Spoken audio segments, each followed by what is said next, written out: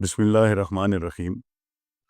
جب بھی کسی انتہائی اہم اور غیر معمولی بات کی طرف توجہ دلانا مقصود ہو تو عربی زبان میں قسم کا استعمال کیا جاتا ہے، کیونکہ جب کوئی انسان قسم کھاتا ہے تو دراصل وہ اپنی کریڈیبلٹی اور ریپوٹیشن کو داؤ پر لگا رہا ہوتا ہے۔ اس کا مطلب ہے کہ جو کچھ وہ کہنے والا ہے وہ نہ صرف سچ ہوگا بلکہ انتہائی اہم بھی ہوگا۔ اگر آپ نے قرآن مجید پر غور کیا ہو تو آپ کو جگہ جگہ قسمیں ملیں گی۔ ہر بار جب قرآن شریف کوئی قسم کھاتا ہے تو ایک نہایت ہی اہم اور تھاٹ پرووکنگ بیان کی جاتی ہے۔ کبھی قرآن شریف براہ راست قسم کہہ کر قسم کھاتا ہے، یعنی لا اقسم بیوم القیامہ، اور کبھی واو کے ساتھ قسم کھائی جاتی ہے، والشمس وضحاہا والفجر والنجم۔ اب دلچسپ بات یہ ہے کہ قرآن شریف نے جہاں بھی قسم کھائی وہاں کسی ایسی بات کی طرف فوکس کروانا مقصود تھا جو معمولی نہیں بلکہ غیر معمولی ہو۔ لیکن ایک مقام پر قرآن شریف نہ صرف قسم کھاتا ہے بلکہ خود ہی یہ بھی کہا کہ یہ عظیم قسم ہے۔ ذرا سوچئے، قرآن شریف جو خود اللہ کا کلام ہے، جو ہر آیت میں حکمت ہے، وہ اگر کسی چیز کو عظیم قسم کہہ دے تو وہ کتنی ضروری اور کتنی اہم ہوگی۔ اب آپ سوچیں گے کہ یہ عظیم قسم یقیناً رسول پاک صلی اللہ علیہ وآلہ علیہ وسلم کے بارے میں یا جنت یا دوزخ یا آخرت کے بارے میں ہوگی، لیکن نہیں، یہ عظیم قسم بظاہر ایک عجیب سی چیز کے بارے میں ہے۔ جب میں نے پہلی بار یہ آیت سنی تو حیرت زدہ رہ گیا۔ ایک عجیب سی کیفیت محسوس ہوئی، جیسے دل میں تجسس کا طوفان آ گیا ہو۔ قرآن شریف کہتا ہے، بسم اللہ الرحمن الرحیم، فلا اقسم بمواقع النجوم وانہ لقسم لو تعلمون عظیم۔ مواقع کا مطلب ہے کسی چیز کا گرنا اور پھر رک جانا ہے، کوئی خاتمہ۔ یہ آیت میرے دل و دماغ کو جھنجھوڑ گئی۔ قرآن شریف نہ صرف قسم کھا رہا ہے بلکہ اسے عظیم قسم کہہ رہا ہے، اور وہ کس چیز کی؟ ستارے کے گرنے کی۔ آخر اس میں کیا راز ہے ستارے کے گرنے میں؟ اور پھر فوراً اگلی آیت میں قرآن شریف نے کہا، یہ ایک عظیم قسم ہے اگر تم جان سکو۔ یہاں ایک کنڈیشن لگا دی، لو تعلمون، اگر تم جانتے ہو، یعنی عظمت ان پر واضح ہوگی جو علم رکھتے ہوں، جو کائنات کی حقیقتوں کو سمجھتے ہیں۔ اور یہی وہ لمحہ تھا جب میرے وجود میں ایک عجیب سی کیفیت بنی۔ میں نے خود سے پوچھا، آخر ایک ستارے کے گرنے میں ایسی کیا بات ہے جس پر اللہ تعالیٰ نے صرف قسم نہیں کھائی بلکہ اسے عظیم قسم کہا؟ میرا تجسس اور بھی بڑھ گیا۔ میں نے سورہ واقعہ کو غور سے پڑھا اور اس عظیم قسم سے پہلے کے کچھ آیات کی طرف رجوع کیا۔ میں نے پایا کہ اس حلف والی آیات سے پہلے قرآن شریف نے ہم سے 4 عجیب سوال پوچھے، گویا کوئی اشارہ، کوئی ہنٹ دے رہا ہو۔ افریتم ما تمنون، کیا تم نے اس نطفے پر غور کیا جس سے تم پیدا ہوئے ہو؟ پہلا سوال۔ دوسرا، افریتم ما تورثون، کیا تم نے اس بیج پر غور کیا جو تم زمین میں بوتے ہو؟ تیسرا، کیا تم نے اس پانی پر غور کیا جو تم پیتے ہو؟ چوتھا، کیا تم نے اس آگ پر غور کیا، اس کے لیے جو لکڑی استعمال کرتے ہو اس پر غور کیا؟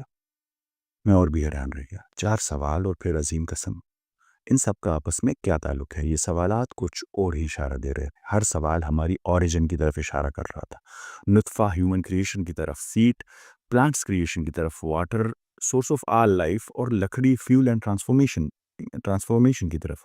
میں مزید حیرت میں ڈوب گیا۔ یہ سب چیزیں کس چیز سے بنی ہیں؟ ان کا کامن ڈینومینیٹر کیا ہے؟ میں نے تحقیق شروع کی اور ان کی کیمیکل کمپوزیشن کو سمجھنے کی کوشش کی۔ تب مجھے پتہ چلا کہ تقریباً ہر چیز میں آکسیجن، نائٹروجن، کاربن، پوٹاشیم جیسے ایلیمنٹس موجود ہیں۔ میرا اگلا یہ سوال یہ تھا کہ یہ ایلیمنٹس کہاں سے آئے؟ یہ زمین پر کیسے پہنچے جس سے یہ تمام چیزیں بنی؟ تو میں جان کر حیران رہ گیا کہ یہ تمام ایلیمنٹس تب بنے ہیں جب کوئی ستارہ مرا۔ جب کوئی بہت بڑا ستارہ اپنی لائف سائیکل کے اختتام پر پہنچتا ہے تو اس میں نیوکلیئر فیوژن کا عمل تیز ہو جاتا ہے اور آخر کار وہ ایک زبردست بلاسٹ یعنی سپر نووا میں پھٹ جاتا ہے، اور ستارہ 2 حصوں میں تقسیم ہو جاتا ہے، ایک انر کور اور آؤٹر کور۔ اس ایکسپلوژن کے بعد جو آؤٹر کور بچتا ہے وہ گرد کے ایک بادل کی شکل میں جسے نیبیولا میں تبدیل ہو جاتا ہے۔ یہی نیبیولا وقت کے ساتھ گریوٹی کی مدد سے کمپریس ہو کر نئے سولر سسٹم بناتا ہے، اور ہمارا سولر سسٹم، ہماری زمین اور ہر وہ چیز جو اس زمین پر ہے، ہم سب اسی ڈسٹ کلاؤڈ سے بنے ہیں، یعنی ایک ستارے کے مرنے سے، اس کے آؤٹر کور سے۔ ایک ستارہ مرا اور زمین پر سب کچھ بنا۔ فلا اقسم بمواقع النجوم، میں قسم کھاتا ہوں ستارے کے گرنے کی، وَإِنَّهُ لَقَسَمٌ لَوْ تَعْلَمُونَ عظیم، اور اگر تم جانتے ہو تو یہ واقعی عظیم قسم ہے۔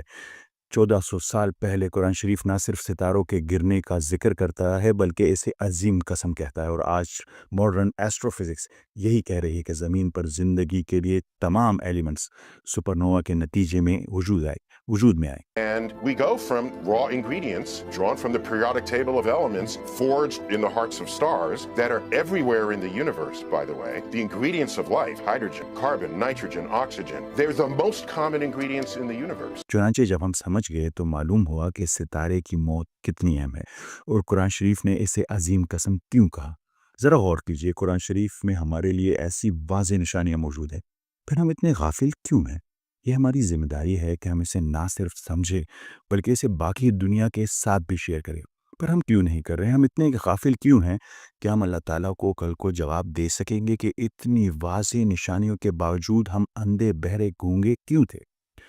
لیکن رکیے، ابھی یہ کہانی ختم نہیں۔ وہ ستارہ جو پھٹتا ہے، جس کے آؤٹر کور سے میں، آپ اور اس دنیا میں موجود ہر چیز بنتی ہے، اس کے انر کور کا کیا ہوا؟